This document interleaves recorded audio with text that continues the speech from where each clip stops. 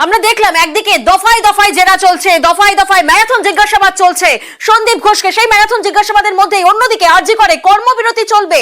অনর আন্দোলনকারীরা দোষীদের শাস্তির দাবিতে অনর আন্দোলনকারীরা আরজি করে কর্মবিরতি চলবে। অনর আন্দোলনকারীরা দোষীদের শাস্তি এবং ঘটনার সঙ্গে যুক্ত পদাধিকারীদের ইস্তফা ও লিখিত ক্ষমা দাবি। হাসপাতালে হামলা রুখতে ব্যর্থতার অভিযোগে পুলিশ কমিশনারের পদত্যাগ দাবি করছেন আন্দোলনকারীরা।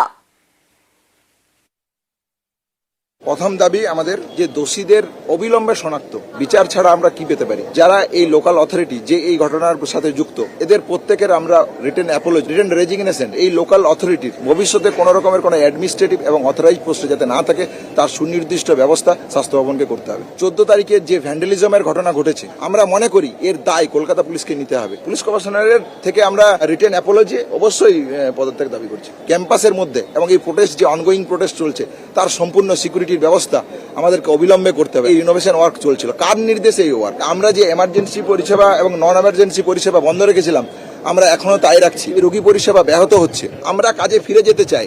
যে মুহূর্তে আমাদের ডিমান্ড অ্যাচিভ হবে সেই মুহূর্তের সাথে সাথেই আমরা কাজে ফিরবো।